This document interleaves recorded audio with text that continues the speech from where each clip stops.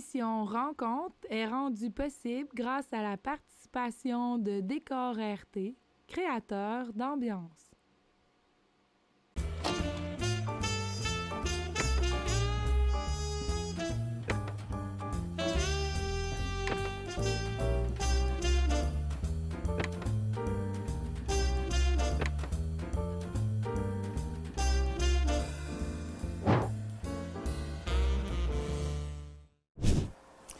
Bonjour et bienvenue à une autre rencontre.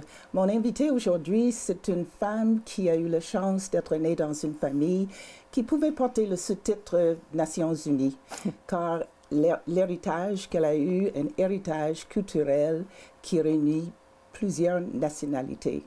Je vais échanger aujourd'hui avec Sylvie Kadjian. Salut. Bonjour Thérèse.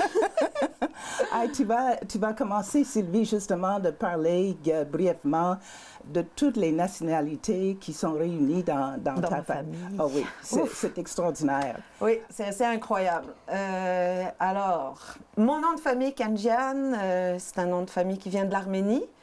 Et en Arménie, il y a eu malheureusement un génocide durant la Première Guerre mondiale. Donc, ma famille a dû fuir l'Arménie. Oui. Ils ont été s'établir au Soudan. Aucune idée pourquoi le Soudan, mais c'est au Soudan qu'ils ont atterri. Et mon grand-père, qui était musicien, a déménagé par la suite en Égypte. C'était un contrebassiste de jazz. Et il a rencontré ma grand-mère en Égypte, qui, elle, était une ballerine hongroise. Certainement, elle n'était pas égyptienne. Elle n'était pas égyptienne. Trop simple. Ça aurait été trop facile, c'est ça. Donc, ils se sont rencontrés en Égypte, grand-papa arménien du Soudan et grand-maman hongroise. Ils ont eu 2 enfants, dont mon père, qui a rencontré ma mère en Égypte, mais qui n'est pas égyptienne, évidemment. Bien sûr. Ma grand-mère, non, ma mère, est née en Grèce, d'un père grec et d'une mère née en Égypte, mais adoptée. Qui n'est pas égyptienne, qui a un teint très clair, qui est probablement d'Europe de l'Est. Et toi, tu es née Et mes parents sont partis étudier en Suisse, et moi je suis née en Suisse. Moi et ma sœur, on est nés en Suisse. Tu es née en Suisse. Voilà. En tout cas, tu as raconté une fois une anecdote que quand tout le monde était autour d'une table, il y avait toutes les langues possibles. Ah, c'est incroyable. Moi, ma mère parle 6 langues parfaitement. Elle écrit 3 alphabets différents. Donc, autour de la table, ça passait du grec à l'arabe, au français, à l'anglais. Nous, on a eu la chance d'apprendre le français, l'anglais, l'allemand à l'école. Le grec, notre oreille est formée parce qu'on passait nos étés en Grèce chez ma grand-mère. L'arabe, c'était la langue secrète des parents. Quand ils ne voulaient pas qu'on comprenne, ils parlaient en arabe. Mais donc, on savait. C'est ça, une belle façon d'apprendre. C'est ça, parce qu'on savait qu'ils parlaient de nous, que ça nous concernait. Ouais.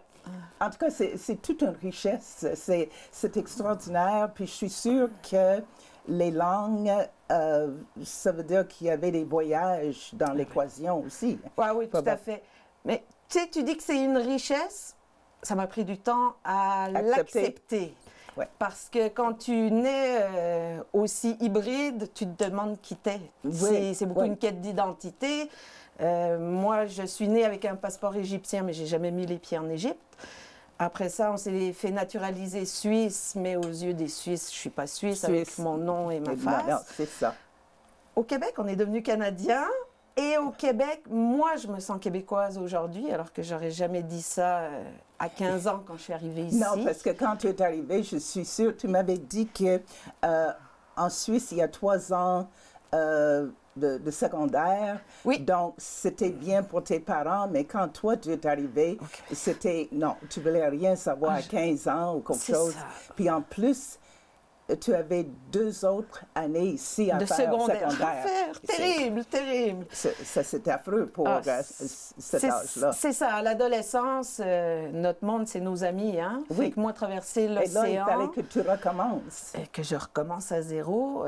Moi, je me souviens d'avoir dit à mes parents...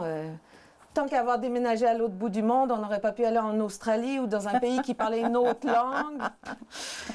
Aujourd'hui, je suis très contente, je les ai remerciés, mais ça a été dur les premières années arrivées au Québec. Aussi, avec ton nom n'a pas Tremblay, Nadeau, Couture, donc je suis sûre qu'il y avait des problèmes pour prononciation, pour l'écrire, et ça aide pas non plus. Hein? Ben ça, c'est l'histoire de ma vie.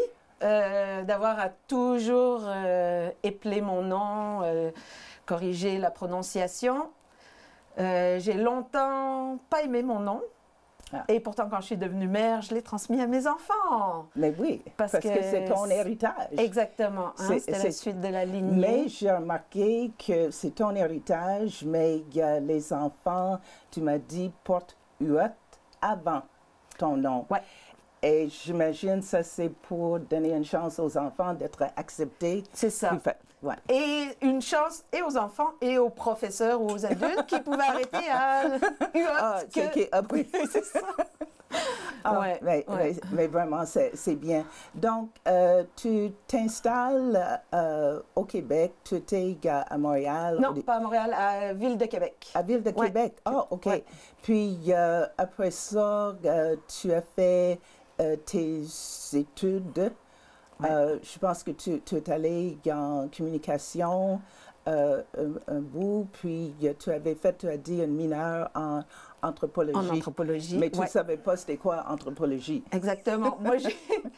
Moi, l'été, que ce soit au cégep ou après à l'université, je partais en voyage. J'allais travailler soit en Europe, soit dans l'Ouest canadien. Et puis dans l'Ouest canadien, j'avais rencontré des Québécois et une fille m'avait dit « Ah, moi, je rentre à l'université en anthropologie. » J'ai dit « Ah ouais, c'est quoi ça? » Elle m'a expliqué brièvement. J'ai dit « Ah, ben moi aussi, je vais m'inscrire en anthropologie. » Mais je veux dire que c'est une suite logique. Complètement, mais complètement. Moi, je ne connaissais pas l'anthropologie, mais quand je m'y suis retrouvée, j'ai dit « Mais c'est ma place. » C'est juste pour savoir, avec la famille de laquelle je viens, c'était une suite complètement logique. C'était formidable. Ouais. Tu as parlé de voyage et tout ça. Tu as fait plusieurs voyages parce que j'avais noté tu es allé en Jamaïque, les voyages qui a eu un impact sur toi. Parle un peu Jamaïque. Ben, juste avant de dire la Jamaïque, comme tu disais au début, moi j'ai grandi dans une famille multiculturelle. J'ai grandi en Europe, donc c'était facile de voyager, de découvrir des cultures quand tu grandis en Europe. Hein. Les pays sont les uns à côté des autres. Oui, c'est donc, ça. Dans ma famille, on a beaucoup voyagé pendant ma jeunesse. Quand je suis arrivée au Québec, après on voyageait au Québec ou je retournais en Europe. J'ai découvert l'Ouest canadien, les Rocheuses. Ça a été une magnifique découverte. Et puis la Jamaïque, ça a été, depuis que je suis adolescente, moi j'aime beaucoup le reggae. En anthropologie, j'avais envie de me spécialiser sur les Rastas, le rastafarisme. Okay. Donc, je m'étais dit, après mon bac, je m'en vais en Jamaïque, toute seule, avec mon sac à dos, parce que j'avais envie de faire ma maîtrise sur les femmes jamaïcaines, les femmes dans le Rasta. Puis, je suis partie, toute seule, avec mon sac à dos, avec un billet ouvert. C'est la première fois que je vivais la différence culturelle visuelle. OK, là, c'est à ton tour. C'est à mon tour d'être la minorité visible. C'est quelque chose, là. C'est quelque chose. On a beau le savoir, quand on le vit, c'est autre chose de se retrouver la petite tache blanche parmi... Là, tu te trouves dans les souliers des autres. Exactement, exactement. Et j'avais mon billet ouvert. Et je me souviens, j'avais appelé mes parents, mon chum, en disant « Dans 2 semaines, je suis de retour à la maison. C'est trop dur, c'est le choc culturel. » Puis je suis restée 3 mois. En me disant chaque semaine, je rappelais pour dire « Je reviens la semaine prochaine. » Et j'ai fait ça pendant 3 mois. Et qu'est-ce que tu as retiré? Qu'est-ce qui est resté pour toi dans ce voyage-là? C'était un voyage un peu initiatique pour moi, partir toute seule avec mon... Ben, j'étais déjà partie. Je partais toute seule depuis l'âge de 16 ans. Mais là, j'étais quand même loin, dans une culture totalement différente. Je me souviens très bien de m'être dit, il faut que je fasse confiance à personne, je suis toute seule, c'est un pays qui est quand même relativement dangereux. Et j'ai dormi ma première nuit à l'hôtel. Le lendemain matin, il y a un vieux Rastaman qui m'a demandé qu'est-ce que je faisais. Je lui ai dit que je m'en allais à tel village. Il m'a dit, veux-tu un lift? J'ai dit, ah oui, volontiers. Il dit, ben, je vais au garage puis je reviens. Mon Dieu. Ah mon Dieu. Et là, il est parti au garage et je me suis dit, qu'est-ce que je viens de faire? Je viens de dire oui au premier inconnu. Hey. Et finalement, on a passé 10 jours ensemble avec ce monsieur-là. Et ça m'a permis de m'intégrer dans le village parce que aux yeux des gens, j'étais la femme du Rastaman, alors qu'il ne se passait vraiment rien avec cet homme-là. Mais ça m'a ouvert les portes des familles, ça m'a donné du respect. Des contacts que toi, tu n'aurais pas eu. Que je n'aurais pas eu, la non, petite non, blanche. Non, c'est ça. Et quand lui est reparti à Kingston, moi, je suis restée et j'avais encore beaucoup de respect de tout le monde parce que j'étais toujours la femme du Rasta à leurs yeux. Mon Dieu, c'est vraiment, c'est incroyable. Est-ce qu'il y avait brièvement d'autres voyages qui ont eu un impact? Oui, suite à la Jamaïque, je suis revenue au Québec. Et j'avais juste une envie de repartir. Et il y a l'ACDI qui lançait un nouveau programme pour les jeunes stagiaires internationaux. C'était tout nouveau. Moi, je faisais partie de la première vague, justement. J'ai appliqué. C'était pour partir 6 mois en coopération internationale avec le CECI, le Centre d'études de coopération internationale. OK. Et j'ai appliqué et j'ai eu la chance d'aller passer 6 mois en Guinée-Conakry, en Afrique de l'Ouest, à travailler avec les fumeuses de poissons et les pêcheurs. Oh my gosh. Ah oui, ah oui. Et c'est ça, pour moi, je me souviens, enfant, quand je disais que j'étais égyptienne, je disais à mes parents, je suis africaine. Et mes parents me disaient, non, tu n'es pas africaine, tu es arménienne. Je disais, non, je ne suis pas arménienne, je ne parle pas arménien, je ne connais rien de la culture arménienne. Okay. Et mon grand-père, ça le choquait que je dise que j'étais africaine. Et pourtant, moi, j'ai toujours dit, oui, mais on est tous africains, les humains sont sortis de l'Afrique. Hein, et il y a une autre anecdote que je raconte des fois quand je vais dans les écoles. C'est que quand on me demandait ce que je voulais faire plus tard, c'était être noire. Quand j'étais petite, mon grand-père maternel, qui est mon beau-grand-père en fait, mon grand-père maternel est mort quand ma mère était bébé. Ma grand-mère, qui était très avant-gardiste, s'est remise en couple avec un homme, mais qui ne s'est jamais mariée avec lui, et cet homme-là était noir. Et moi, je voulais devenir noire comme mon grand-père. Mais tu vois, la façon de penser, il n'y avait pas de filtre, il n'y avait pas de « oh, mais c'est qui ?» Puis c'est ça qui est intéressant. Puis c'est ça que je suis sûre que dans ton travail aujourd'hui, tu essaies de penser aussi aux enfants et tout. C'est ça. Tu sais, moi, alors mon travail auprès des enfants, moi j'écris des livres où je veux faire voyager mes lecteurs. Parce que c'est justement, je suis venue s'installer à Saint-Jacques-de-Leeds. De Leeds, oui. Puis c'est ça, toi, tu écris des livres, les livres pour les enfants et la motivation derrière ça. Alors moi, j'ai toujours aimé la lecture. J'imagine, oui. J'ai toujours aimé écrire depuis toute petite. Puis c'était comme un rêve secret que quand je serais une vieille grand-mère, j'écrirais des livres. Puis j'ai eu l'occasion d'écrire, alors que j'étais une jeune maman, je faisais de la correction pour une maison d'édition. Ils cherchaient des rédacteurs, des auteurs. Ils m'ont proposé d'écrire. J'ai dit oui, avec grand plaisir. Je leur ai demandé, est-ce que je peux parler de tout? Ils m'ont dit oui. Et moi, c'est ça que j'avais envie de faire. C'était d'ouvrir les horizons des enfants, de les faire voyager. Moi, à Saint-Jacques-de-Leeds, quand on est arrivé là en 2003, c'était un coup de cœur. On a beaucoup aimé la place. Mais je me souviens, à l'école, je me disais, mais il y a zéro diversité culturelle, premièrement. C'est ça, oui. Il y a des enfants qui sortiront jamais du Québec. Et moi, j'avais envie de leur donner envie de sortir du Québec. Parce que tu as dit qu'une fois, tu as rencontré une classe, puis ton fils était là, et tu as demandé... Qui a déjà vu quelqu'un à la peau noire? J'avais demandé dans la classe. Ils étaient 11-12 dans la classe. J'ai dit, qui a déjà vu quelqu'un avec la peau noire? Et il y a juste mon fils qui a levé la main et un autre petit garçon qui avait... Mais les autres, ils m'ont dit, bon, on en a vu à la télévision. mais jamais en vrai. Et je me souviens, j'ai dit, mon Dieu, où est-ce qu'on a déménagé? Et finalement, mais je me dis, on sème des graines aussi. Moi, c'était peut-être pour ça que je me suis retrouvée à Saint-Jacques-de-Leeds. Oh, il y a une raison, puis je trouve ça formidable. Parce que toi, tu m'avais dit, mais ta mère, quand vous étiez jeune, vous êtes allé, je pense, tous les jeudis à la bibliothèque.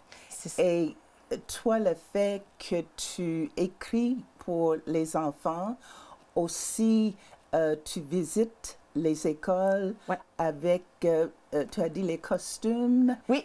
Alors, c'est ça. Moi, j'ai vraiment beaucoup de chance. Je fais partie du répertoire pour la culture et éducation à l'école. C'est un programme, la culture à l'école, du ministère des Communications. Excusez-moi, ministère de la Culture et des Communications. Okay. Ça permet d'aller dans les écoles primaires, secondaires à travers toute la province. Donc, j'ai la chance de découvrir parce que moi, j'ai pensé que c'était juste ici, dans la région, mais tu as dit que tu es allé à Gatineau. C'est ça, je vais chaque année à Gatineau. Ça, c'est mes rencontres préférées dans les classes d'accueil au secondaire. Okay. À chaque fois, je reviens bouleversée par la vie de ces jeunes-là, des jeunes qui arrivent dans des classes, ils sont une vingtaine, qui viennent de 18 pays différents, qui parlent 7 langues différentes. Et c'est des échanges, mais tellement enrichissants. Et c'est les Québécois de demain. Et moi, en tout cas, moi, ça m'apporte vraiment beaucoup, ces rencontres-là. Et oui, tu parlais des costumes. Oui, en fait, moi, quand je voyageais, je ne savais pas que ça me servirait un jour, mais je ramenais des costumes locaux de la Guinée, j'ai voyagé en Mongolie aussi. Et quand j'ai commencé à écrire des livres, j'avais envie de parler des pays que j'avais visités. Et quand j'ai commencé à faire des rencontres dans les écoles, je me suis dit, ben, je vais amener mes costumes et mes objets. Et... Donc, quand je vais dans les classes, c'est vraiment une rencontre culturelle, mais avec un grand C et un S à culture. C'est parce que et surtout si c'est primaire, tu avais dit de donner une chance aux enfants de voyager l'esprit avant. Et c'est ça, ça ouvre tout un univers qu'ils ne connaissaient pas avant. Et je suis sûre qu'ils embarquent. Puis j'ai pensé l'autre soir aussi que probablement tu as une façon de connecter des fois avec les enfants qui sont juste là, puis ils ne sont pas intéressés. Mais toi, tu arrives avec tout ça, puis il y a les costumes. Et je suis sûre que, il y a de quoi qui... Ça clique. Oui, tout à fait. Et vraiment, avec les costumes, là, c'est la COVID depuis 2 ans, donc les enfants ne peuvent plus essayer mes costumes. C'est moi-même qui me costume. Mais avant la COVID, et j'espère à la rentrée en septembre, les enfants vont pouvoir remettre les costumes. Et au début, quand je demande, j'aimerais un garçon et une fille avec moi en avant, ils ne savent pas trop. Il y a 2 courageux qui viennent. Et une fois qu'il y en a 2 qui sont venus, les enfants se battent pour venir en avant.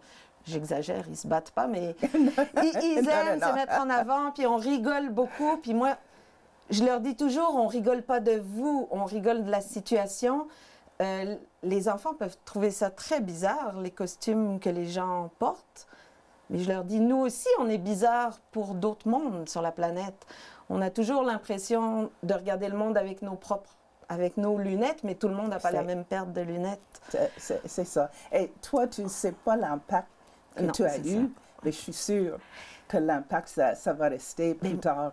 J'en ai des fois des feedbacks. J'ai l'autre fois une étudiante à l'université qui m'a écrit, qui m'a dit, mais vous étiez venue dans ma classe au primaire. Je pense encore à la rencontre que vous avez faite, vous m'avez marqué. Moi, j'étais bouleversée de lire ça. J'ai dit, c'est des petites graines qu'on sème. Puis c'est le fun de voir un feedback. Souvent, on ne l'a pas, mais c'est vraiment très agréable. Donc, il y a ça, mais il y a aussi que tu donnes des cours de francisation que je veux, puis que tu parles, parce que moi, je ne savais pas, je pensais que c'était les cours de francisation, mais toi, c'est les cours avec les entreprises. Ouais. Parle de ça, parce que là, tu as la chance de rencontrer des gens, les immigrants et tout. Donc, je laisse la parole. Fait que ça, c'est une aventure incroyable qui m'est tombé du ciel, un cadeau du ciel, vraiment. Parce que c'est arrivé en 2020, alors que justement on était en période de Covid, que moi je ne pouvais plus aller dans les écoles faire mes animations. J'avais un projet aussi avec le ministère de la Culture pour faire des animations dans les garderies. Ça aussi, c'est tombé à l'eau. Et j'ai eu un téléphone un matin pour m'offrir d'essayer d'être prof de francisation. J'ai dit, ben, pourquoi pas? Hein, mais oui, les étoiles étaient alignées. C'est ça. Moi, j'ai toujours eu de la facilité en français. Je suis bonne en rédaction. Je ne suis pas prof, mais j'ai le côté anthropologue où c'est l'ouverture culturelle, où c'est la rencontre à l'autre. Donc, j'ai dit, ben, je vais essayer. Et puis, ben, ça fait bien 1 an et demi, bientôt 2 ans. Et c'est fantastique. Donc, moi, oui, je travaille avec des travailleurs étrangers qui arrivent dans la région.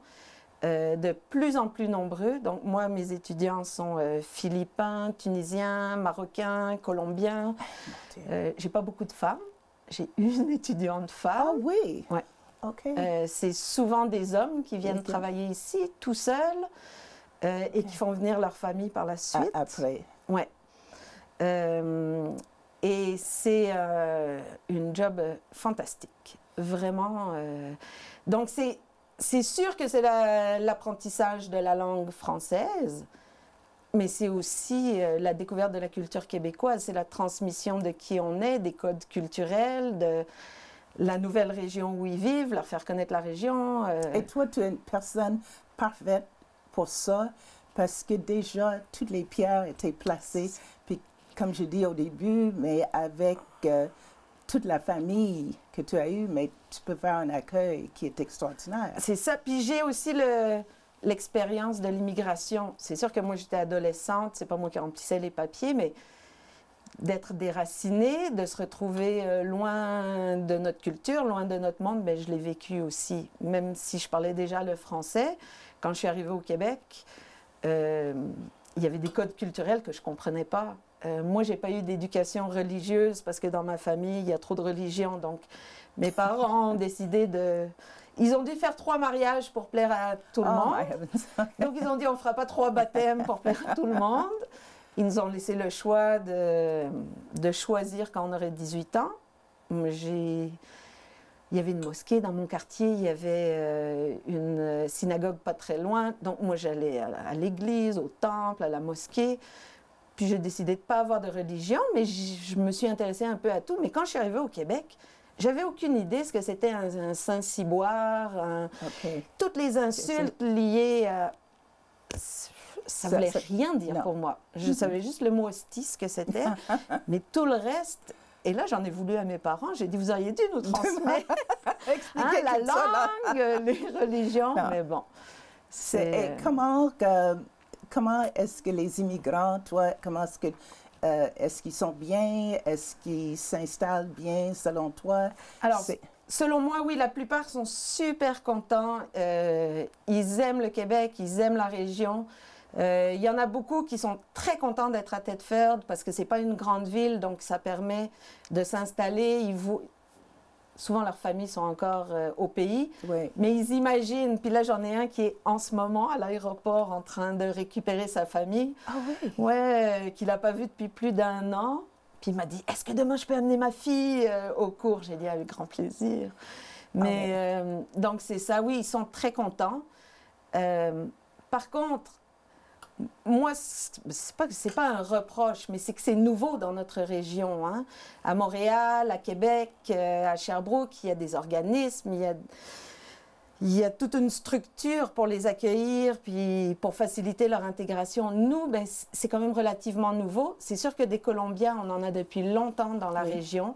Eux sont très bien implantés. Mais les autres, c'est nouveau. L'autre jour, je demandais à mes étudiants philippins, avez-vous un médecin de famille? Et ils n'ont pas de médecin de famille. Ça fait 3 ans qu'ils sont là. Il n'y a personne qui leur a expliqué comment trouver un médecin de famille. J'ai dit, OK, bon, on va faire un cours sur trouver un médecin de famille. Donc, c'est ça. Ça, c'est des lacunes, puis je pense qu'on va mettre tout ça en place. La même chose avec les enfants dans les écoles, parce que ces familles ces travailleurs-là amènent leur famille. Les enfants, aujourd'hui, se retrouvent dans les classes. On n'a pas de classe d'accueil dans la commission scolaire. Non, ça c'est... parce que ça veut dire qu'on n'a pas beaucoup de temps qui reste, mais ça veut dire que les enfants sont vraiment... Pitchés. C'est ça. Pitchés dans un monde où ils exact. ne comprennent rien. C'est sûr qu'il y a des profs de francisation qui les prennent 1 heure par jour, mais ce n'est pas encore suffisant. Puis moi, je le vois quand je suis dans les classes, les profs, elles font un travail extraordinaire. Mais quand tu as 2 enfants qui parlent aucunement la langue que tu enseignes, tu dois leur donner du temps, mais tu dois continuer à t'occuper des autres. Avec les autres aussi. Fait que moi, j'espère vraiment que la commission scolaire va mettre en place des classes d'accueil pour ces enfants-là. Je pense qu'on n'aura pas le choix. Mais moi, je pense que c'est un gros plus pour la région, la venue de ces travailleurs étrangers. Comme vraiment. tu as dit, la diversification. Ah ouais. Puis c'est ça. Toi, tu avais dit une fois que je pense que tu ne savais pas ton rôle. Moi, je pense que ton rôle dans la vie, tout était placé pour que tu ouvres l'esprit de tout le monde que tu rencontres, pour enlever l'ignorance et faire avancer. Mais en tout cas, merci beaucoup pour tout, ton implication, tout ton travail et surtout de faire voyager les jeunes, l'esprit, pour ouvrir l'esprit encore plus. Merci beaucoup. Puis moi, je voudrais juste dire que, oui, je transmets l'ouverture d'esprit, mais aussi la chance que les Québécois ont d'être nés au Québec, qu'ils se rendent compte de la chance qu'ils ont d'être au Québec, les enfants comme les adultes. Et merci beaucoup. Merci en tout cas, à j'étais toi. très contente d'être là. Moi aussi. Merci à vous. J'espère que vous avez apprécié l'émission. Je vais être de retour la semaine prochaine pour une autre rencontre. Bonne semaine.